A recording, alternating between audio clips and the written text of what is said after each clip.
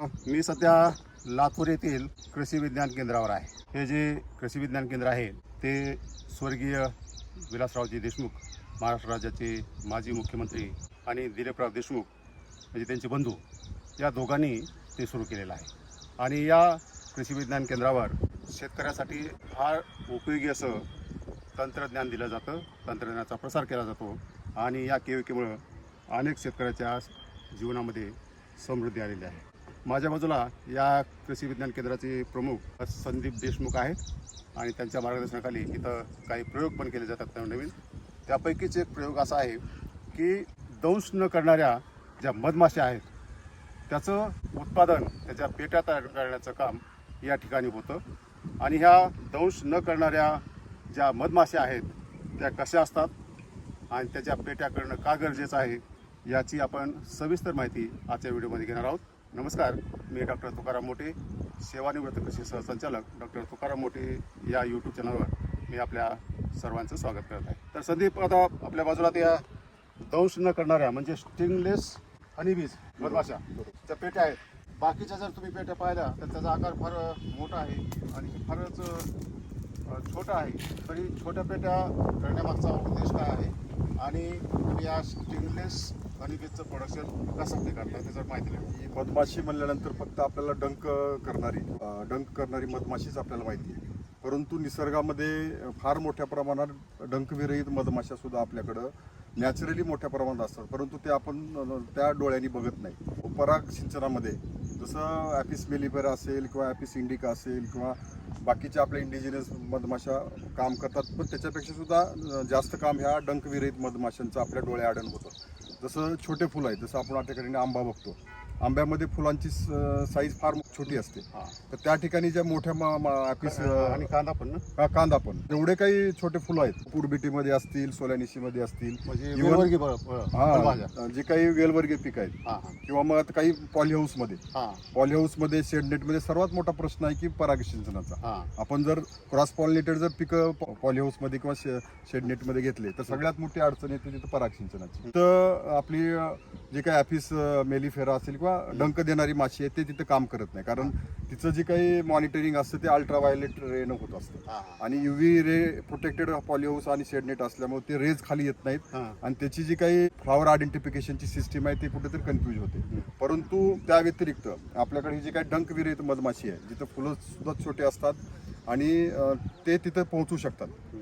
तर प्रोटेक्टेड कल्टिवेशनमध्ये फार मोठ्या प्रमाणात आता जसं ब्लूबेरी आहे, काही व्हेजिटेबल सीड प्रोडक्शनमध्ये असेल, प्रोटेक्टेड कल्टिवेशनमध्ये आता ही डंक विरहित मधमाशी मोठ्या प्रमाणात तिचा आता वापर सुरू झालेला आहे. आणि आपल्याकडे सुद्धा आता आपण बघतोय की आंब्याला मोहर मोठ्या प्रमाणात लागतो परंतु फलधारणा होत नाही, किंवा बऱ्याच वेळेस कुकुरबिटी फॅमिलीमध्ये मोठ्या प्रमाणात फुल लागतात पण फुलगळ होते. त्याचं मुख्य कारण आहे की त्या ठिकाणी डंक विरहित मधमाशा आपल्या निसर्गामध्ये काही वर्षापासून जे काही केमिकलचा फार मोठ्या प्रमाणात वापर मागील काही वर्षापासून सुरू झालेला आहे, तर त्याचे जे हॅबिटाईट आहेत, जे तण असतील, छोटे छोटे फुलं असतील, ते व्हॅनिश झाल्यामुळं ह्या कॉलनी ह्या आपल्याकडे मोठ्या प्रमाणात असताना सुद्धा मागच्या काही वर्षापासून त्या कॉलनीज डिटोरेट झालेल्या आहेत. त्यामुळं आपण आता हे स्टिंगलेस बीज, ज्याला आपण मेलिपोना सुद्धा म्हणतो किंवा ट्रायगोना, ह्या सुद्धा वेगवेगळ्या स्पीसीज आहेत, ते आपण या ठिकाणी रेअरिंग करतोय.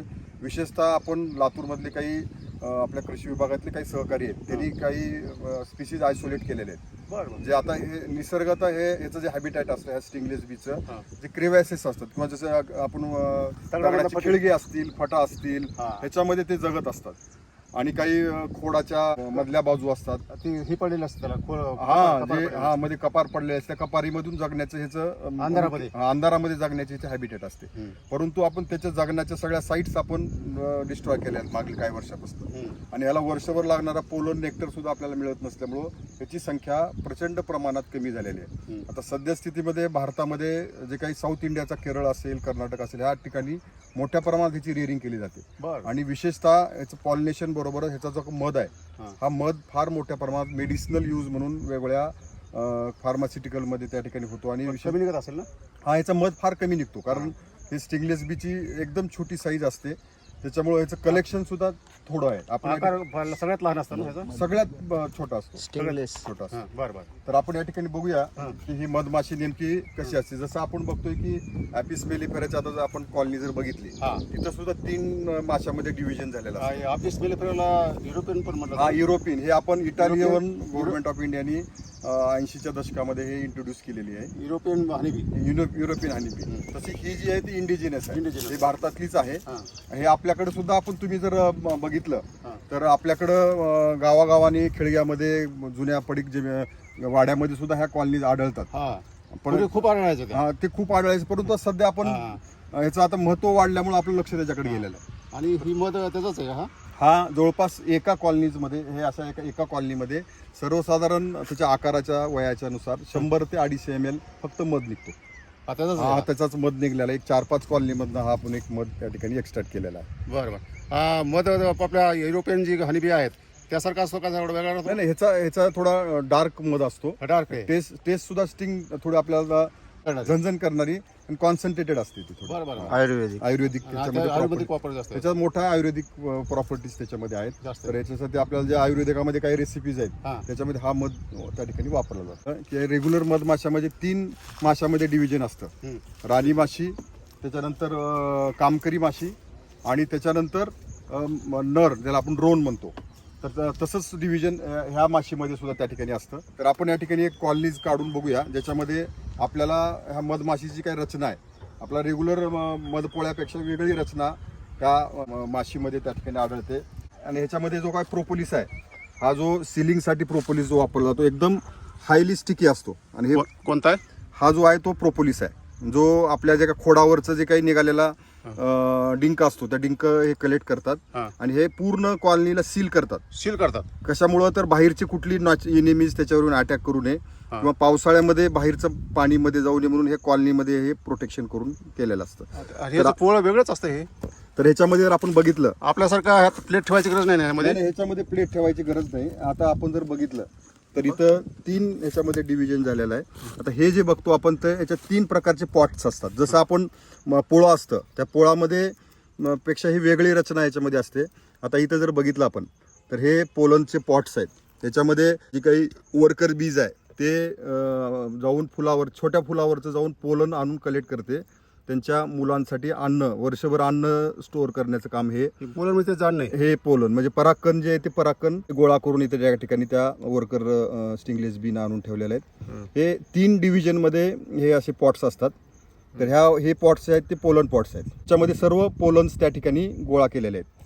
त्याच्यानंतर दुसरी जी रचना असते याच्यामध्ये ती ब्रूड असते. हे ब्रूडचे पॉट्स आहेत हे सगळे. हे छोटे छोटे पिल्ले तिथं अंडे घालून दाण्यासारखं जे आहे ते पॉट्स आहेत ते. त्यामध्ये काय होतं त्यामध्ये? त्याच्यामध्ये आधी अंडी घातली जातात आणि त्या अंड्यानंतर त्याला अन्न खाऊ घालून नवीन स्टिंगलेस बीज तयार होते याच्यामधनं मध्ये. हा. आणि हे सगळे एका ट्यूबनं इंटरलिंक असतात. हे इथं जे दिसते आपल्याला या ट्यूबमधनंच हे मध्ये इंटरलिंक असतात. हे जे बाहेरून माशी येते या ट्यूबमधनंच तुम्हाला हे मध्ये या कॉलनीजमध्ये इंटर होते मध्ये. हा. आणि हा भुयारी मार्ग असतो का? हे भुयारी मार्ग असतो. या अंधारामध्येच असतो. हे ह्याला उजड जमत नाही. हे ट्यूब मधनच हे मध्ये येते अशी. हे ट्यूब मधनं मध्ये चालली. ट्यूब आहे का? हा, हे ट्यूब आहे. इथून खाली जाते ती. हे मध्ये जाते म्हणजे ते इंटरलिंक असतात ते. आणि ह्याच्यामध्ये सुद्धा एकच राणी असते. कंटिन्युअस ते अंडी घालण्याचं काम त्या ठिकाणी पण चालतं. पोळं फार वैशिष्ट्यपूर्ण आहे याचं. हे फार कॉम्प्लिकेटेड पोळं असतं. हे सगळे जे आहेत ते मधाचे पॉट आहेत. ते हनी पॉट म्हणतो आपण त्याला. तर ह्या हनी पॉटमध्ये मध स्टोअर करून ते सील करतात. बरं बरं. आणि हे वर्षभर नंतर ज्यावेळेस बाहेर परागकण आणि नेक्टर ज्यावेळेस कमी असतो त्यावेळेस हे पिल्ल्याला हे स्टोअर करून खाऊ घालतात. सर्वात हायली मेडिसिनल मध आहे. म्हणजे वर्षभर ऍक्टिव्ह राहते काही मासी? हे वर्षभर. आणि विशेष म्हणजे ह्याचं वैशिष्ट्य हे मायग्रेशन करत नाही. नाही? जसं आपल्याकडे आपण बघतोय की बऱ्याच आपल्याकडल्या जे प्रजाती आहेत, इव्हन ॲपिस मेलिफेरा सुद्धा काही काही वेळेस मायग्रेशन करते. बरं. तर हे मायग्रेशन करत नाही. जिथं आहे तिथंच राहणार. बरं. आणि 3-3, 4-4 वर्ष याचं काही म्हणजे पोलन नेक्टर जरी डिफिशियंट असेल तर ही कॉलनी सर्वाईव्ह होते. आणि जी मध आहे किती दिवसात काढला जातो? हा मध वर्षभरात 2 वेळेस काढतात. म्हणजे फुलावूनच गोळा करते ना? हा हे फुलावरच. हा हायली मेडिसिनल मध आहे. याचा जर आपण तुम्ही मधाचा जर थोडा टेस्ट जर केली आणि याचा प्रोपोलिस किंवा मेन आहे, मेन सुद्धा आपल्या रेग्युलर मेनापेक्षा जास्त चिकट असतो. बरं बरं. तर शेतकरी बंधूंनो, माझ्या बोटावर मी याचा मध घेतलेला त्या पोळ्यातला, तर आता मी टेस्ट करतो याची. आणि याची टेस्ट आपल्या नेहमीच्या मधापेक्षा थोडी तिखट राहते, म्हणजे झणझणीत राहते.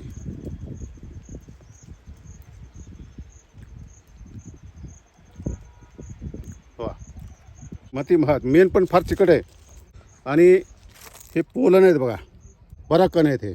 आणि हे पराकण जे आहेत ते मधमाशाचं अन्न आहे. शेतकरी बंधूंनो, हे जे पोळं आहे ते फार वैशिष्ट्यपूर्ण आहे. आणि मी पहिल्या वेळेसच पाहतोय, आणि बरेच शेतकरी हे पहिल्या वेळेसच पाहत असतील. तर तुम्हाला मी ही जी पोळं आहे जरा जवळून दाखवतो. आणि त्याचं किती वैशिष्ट्यपूर्ण असं स्टँड त्यांनी तयार केलेलं आहे. आणि या स्टँडवर त्यांनी ही जी मधाचं जी वेगवेगळे भाग आहेत, म्हणजे मध पोळं आहे, पोलन पॉट आहेत, ब्रूडिंग पॉट आहेत, ती सगळी केलेली आहेत. बघा तुम्ही, हे दिसतंय तुम्हाला पायासारखं, हे त्याचे स्टँड आहेत हे. आणि या स्टँडवर तुम्ही पाहताय की किती म्हणजे वैशिष्ट्यपूर्ण, म्हणजे किती कलाकारी, एवढा लहान जीव आहे. इंजिनियरला लाजवेल, आर्किटेक्चरला लाजवेल असं त्याचं ही कलाकृती, त्यांची स्थापत्य शैली जी आहे ती फारच वैशिष्ट्यपूर्ण आहे. या मासे थोड्या काळ्या असतात का हो? हा एकदम ब्लॅक असतात. आणि एकदम आपल्या छोट्या माशीपेक्षा सुद्धा एक बारकी माशी असते ही. आणि याचे हेड्स हे वेगवेगळ्या स्पीसीजनुसार त्याचे कलर बदलतात. हे जी आहे ती इंडिजिनियस स्पीसीज आहे आपल्या महाराष्ट्रातली.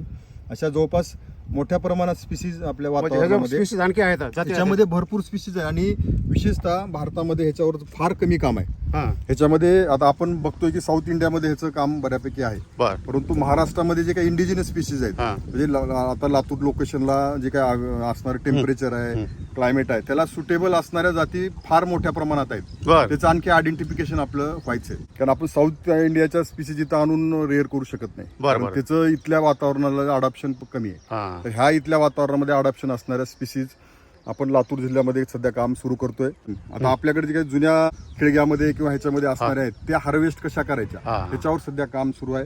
ज्ञानेश्वर मलिले असतील, वाघमारे म्हणून एक आपले कृषी विभागातलेच सहाय्यक कृषी अधिकारी आहेत, ते सुद्धा याच्यामध्ये मोठ्या प्रमाणात सध्या काम करतायत. तर एकंदरीत अशा प्रकारे आपण ह्या डंक विरहित मधमाशी, ही जी काही लपलेली माशी आहे, हे आपल्याला नजर येत नाही, पण फार मोठं काम ह्या माशीमुळे होतं. तर त्याचं संवर्धन असेल, त्याचं मोठ्या प्रमाणात प्रोडक्शन असेल, या संदर्भात भविष्यामध्ये काम करणं फार मोठी काळाची गरज आहे.